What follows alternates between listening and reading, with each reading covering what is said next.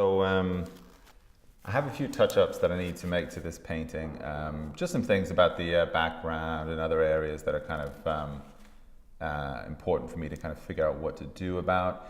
And I thought, since I haven't live streamed in so long, I've been on vacation, I should take the opportunity to just check in and kind of see how everybody's doing and kind of show you guys what I'm working on. I'm just finishing up this painting right now. It's kind of two things. One is it's a commission that I had based on a previous painting that I had made.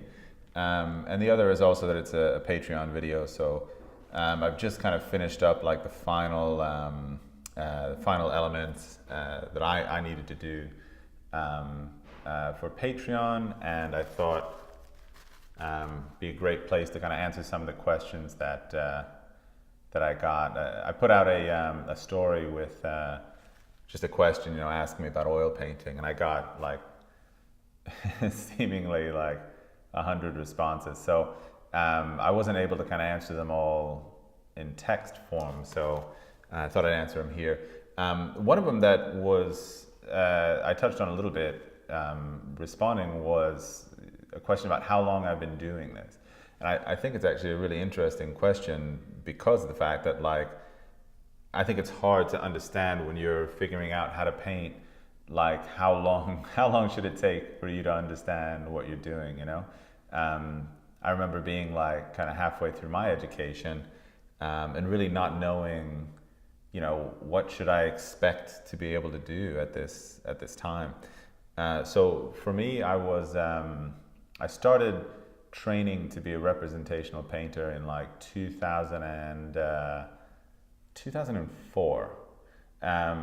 It was the 04-05 academic year at the Florence Academy. And I had just flown over to Italy and gotten my really small apartment in Florence and started my first few months at the Academy. And I studied there for about 4.5 years. The program itself is kind of a 3-year program. So you come in and you go through their courses, and eventually, it turned out I was destined to teach there and so on. So I had a really long kind of relationship with the Florence Academy, but I still work with the Academy. So it's been from 2004 until now. And I would say honestly that while I think I produced some pretty good work when I was a student, I wouldn't say that I really felt like I knew what I was doing for a very long time. I would say probably, maybe in my 3rd or 4th year, I was really starting to understand, what I should be doing with paint and how some of those things should take place. But even then, it was almost as a kind of a novice in a way. I didn't have any really tremendous understanding of how to translate my notions and ideas about painting into reality, how to communicate with the world through visual means.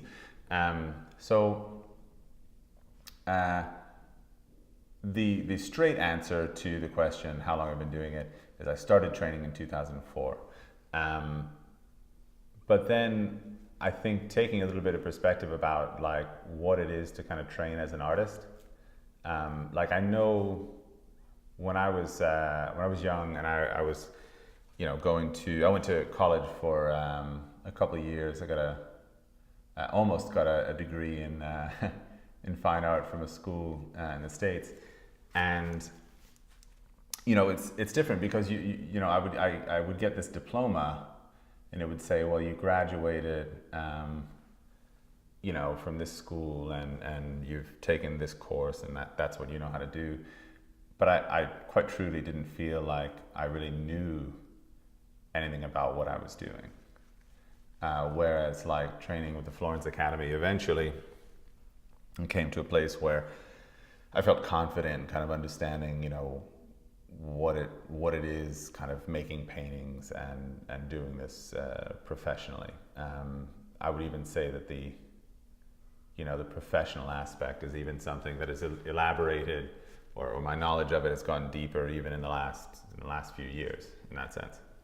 So a very long time really is the short answer. By the way, if anybody does have like questions while you're watching, you can type them into the comments. If I happen to see them, I'll definitely get to them. If I don't, you'll have to excuse me, as I am kind of focused on working on this painting right now. Someone is asking or asked when I put out the question in my stories last week, what medium do you use for glazing? Excuse me. Whenever I'm glazing or scumbling or kind of whatever I'm doing with paint, I really try to keep it as absolutely simple as possible. So most of the time I just use a bit of linseed oil. That being said, not all linseed oils are like kind of created equal. So there's a brand that I work with, only because I like the product, that is Chelsea Classical Studios. They make a really clean, a really pure linseed oil that dries really well. So I like them. But really, yeah, it's just linseed oil, and whenever possible, that's what I kind of stick to. I feel like, a lot of times when I was studying, I would try to use some exotic pigment, and it would really just kind of complicate things for me, more so than like actually solving a problem. Which really, that's what you want your medium to do. Medium's there to like make your paint do something that it doesn't want to do on its own. So if you want your paint to dry really fast, well, there's a way to do that. You just have to get a medium that will do that. If you want your paint to dry really slow, again, there's a medium that will do that. But you have to be like really careful about what you kind of want to do with it. Hope that makes sense. All right, I'm going to look back into these questions here and see what else we have. Someone asked one that I don't even know if I can necessarily answer. It's just such a complicated question. And it's, I'm going to try and pronounce his name here. It's Mehmet Karadag.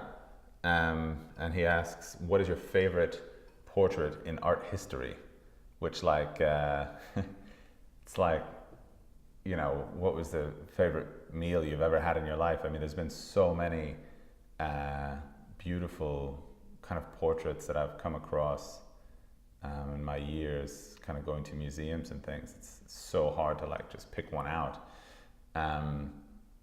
If I had to, usually it winds up being like whichever one I've seen most recently. So like in this case, I recently went to the Getty Museum in Los Angeles, and there was a Rembrandt portrait there. It was a very small self-portrait on copper, and it was really kind of directly painted, very simple, not like one of these very highly kind of elaborated Rembrandt paintings. Super simple, super direct. And he's laughing in the portrait, like he's laughing, which is just, and it's just such a really great portrait. I think that one off the top of my head right now is probably my favorite in art history. Even that, that's maybe like an overstatement, but yeah, that's what it'll be for now. Someone in the comments here is asking, how long do you work on a single painting before you take a break?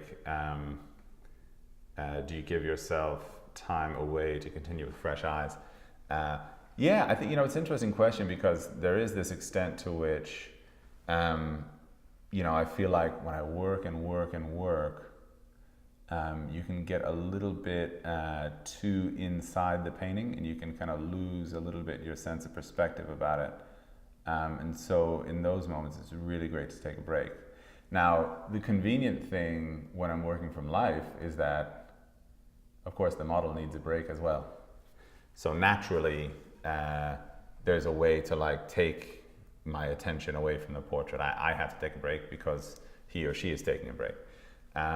If I happen to be working like from a photograph or something, of course that time away doesn't occur like totally naturally, so I have to kind of manufacture that. And I do find really that like literally just stepping away, walking across the length of my studio, maybe doing something else for a minute, and coming back, I'm really able to kind of refocus on, you know, what my goal is, what's the objective, what am I trying to achieve here, and it's usually that kind of focus that needs to change in terms of like needing a break on a painting.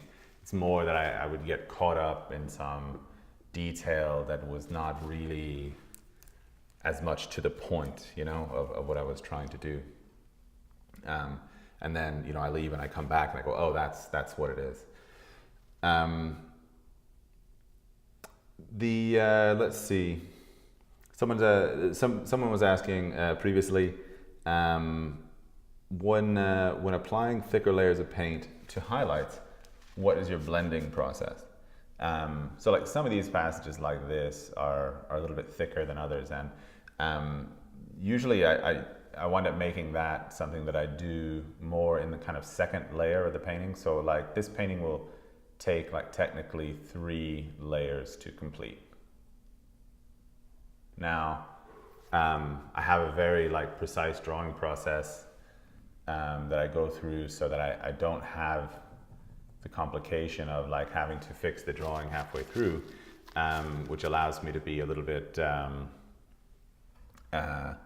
more efficient in that respect.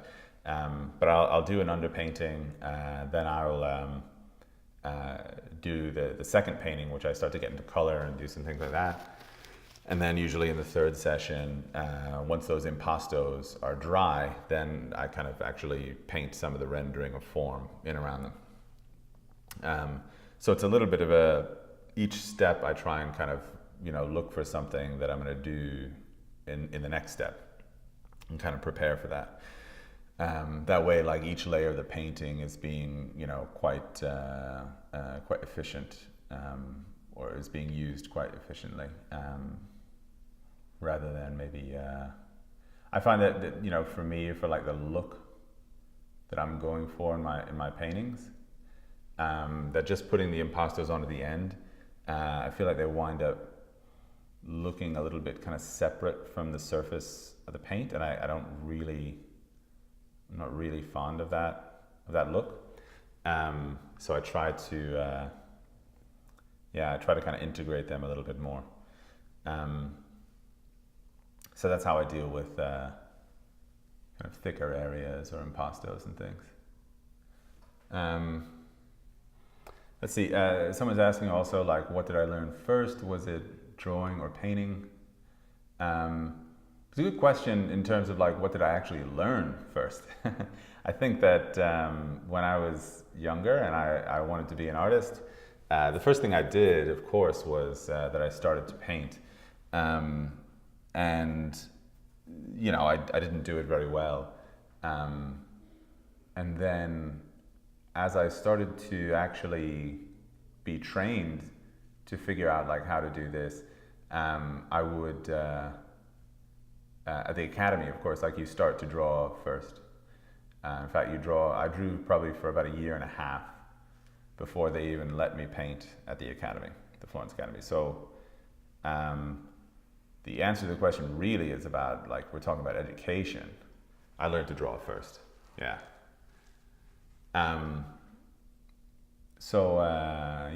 That's definitely what I would recommend as well. Like I make portraiture tutorials, right? And I make them about drawing or painting. And I would say that probably you know, if you wanted to be really quite strict with yourself and figure out how to do this stuff, drawing is super important. Someone's asking if I got formal training, or did I find the jump to becoming an artist and go to school a good gamble?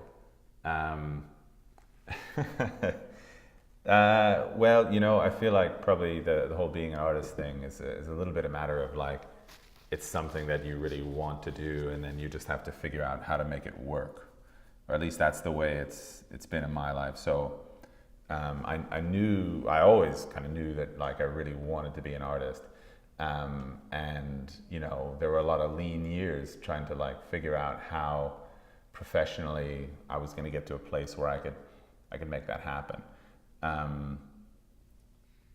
But I mean, you know, if you kind of are quite committed, there's definitely like a way, you know, that you can find to like kind of live your life as an artist.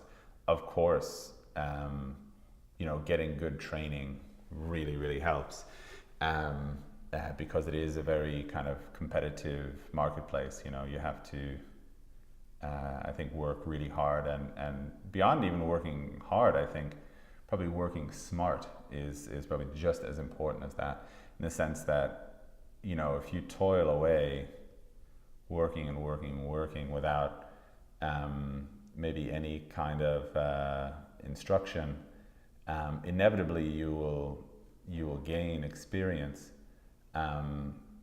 but probably you would gain that experience faster or more efficiently with the right kind of advice or the right kind of training. I've been through both. You know, I spent some time as a more or less kind of self-taught artist, and then eventually was able to get some education about it, and you know, the difference is kind of night and day, like in between, you know, what you're able to achieve with good instruction and what you're able to achieve just on your own. And I'm not saying that like it's a one-size-fits-all thing, like if you're going to be an artist then you have to do it this way. I just know that like from my own experience, there was a way that was more efficient and there was a way that was a little bit less efficient, and you know, I try to respect certainly, you know, the time that it takes to do stuff. You know, I don't want to be you know, frivolous with the time that I spend, you know, figuring out how this stuff works, and that's, of course, that's not easy. It takes some really good insight and really good advice from some really great teachers, I think, to kind of get through all of that. Someone's asking who my favorite artist is. Really, it probably changes by the day. So since today is Wednesday, I will say that my favorite artist is, let's say, a sculptor called Audal de Juana. You can find him on Instagram. He's makes really amazing sculptures, and yeah, if you like figurative artwork, I think his work is really special, really fantastic. I taught a workshop in the UK with him last year, and you know, it's just such a wonderful experience. I don't know if a lot of you out there, like you've taken workshops or you've worked with different artists or whatever it is, but you know, I always find it's such a cool experience, like talking to somebody who's really excellent at what they do, almost whatever that is. You know, I've joked around and said that like even if you're like an accountant, you know, but you're like a fantastic accountant, I think that's, you know, I would love to hear you tell me about that. And then people will say, no, you can't do it for an accountant. But I'm just trying to make the point that like, I think talking to people who are experts, I think it's just, I'm really fascinated by it. And certainly that was the case, like working with Audal. He's such a, I think he's such a, not to detract from his amount of training that it took to get to where he is, but he has a very natural way about his work that I find really refreshing and engaging. So yeah, that's my favorite artist for today, at least. I have time maybe for a question or two, but then I've got to actually finish up the filming on this particular video. This will be like the fourth installment on this one. There's one video that's all just block in, there's another one that's the second pass and the third pass and so on. All right, there's two questions that came in, both good ones. One is this a synthetic brush? It absolutely is. It's not even a particularly great one, but it's very effective. And the other is, when do you break from your source photograph, or, and I'll add into that question, or from your model. So I think that when you're working in this way, right, which is to say, like, I've been working more or less in the same manner for maybe 10 years or so. You know, you have a model or you have photograph, and you're there kind of working with obtaining the essence of that picture. It's tricky to say, like, that there would be a time that you would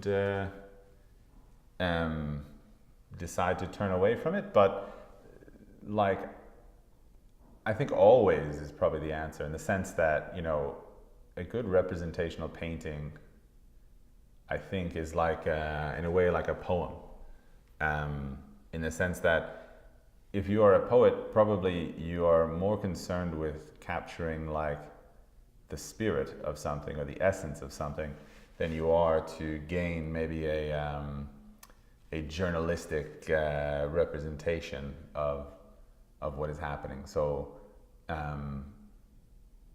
I think that always when painting representationally, I'm effectively I'm writing a kind of a poem about what I'm seeing. I leave out a lot. I really edit away so much of what is actually there, in favor of just trying to capture those things about it that I think are particularly beautiful. Yeah, so that's my answer to that. I think always is probably the answer. Maybe I have time for, like, one more question, and then I'm gonna go. I've got some really tricky little shapes to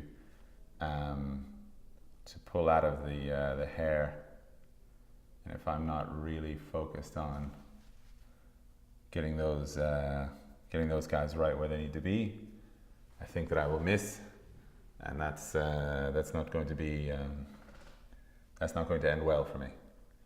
So one more question from the comments. Best advice to a young artist starting out. All right, let's write that book, because there's so much that I think a young artist really needs to know.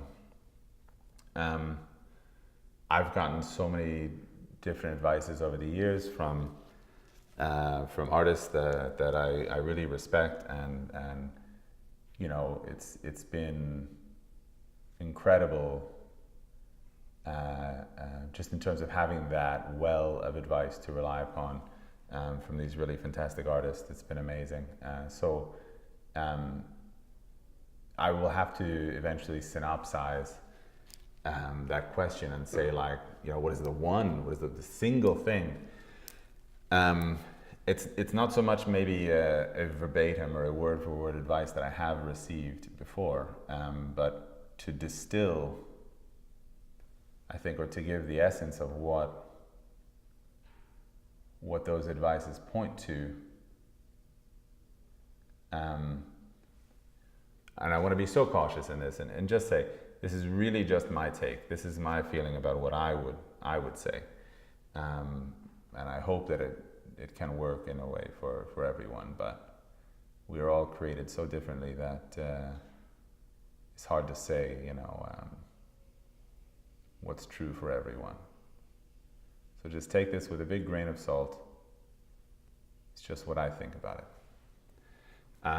As an artist, you have to have belief in yourself. There are a lot of external signifiers of success, but they are very transient, and they are very capricious. And I don't think they're something that you can rely upon when you are going through all of the things you go through as an artist. Now, that self-belief is not uniform in the way that it comes. I'm not saying that just be confident about your work. I think that self-belief, in a way, it probably comes out more from your life outside of even being an artist than it does even from your own work. For me, it was when I got together with actually the woman that I'm painting right now. When I met my wife, Cornelia, I think that's when I really started to have the kind of faith and self-belief that I found it takes to be successful at what I'm doing. And every time I do a podcast or an interview or whatever it is, this is always the answer, really. Is that for me, it was down to meeting her. I'm sure that can be found in a lot of different places for other people, but that's where I found it. So you have to find a way to have a center, to have your self-belief. Because there's so many experiences that for an artist can try to shake that, and if you don't have something to rely upon, it can be even more difficult. But okay, that's what I've got. That's the long version of that answer, and with that, I'm going to check out of this live stream and get to the bottom of the last marks that I'll make on this canvas.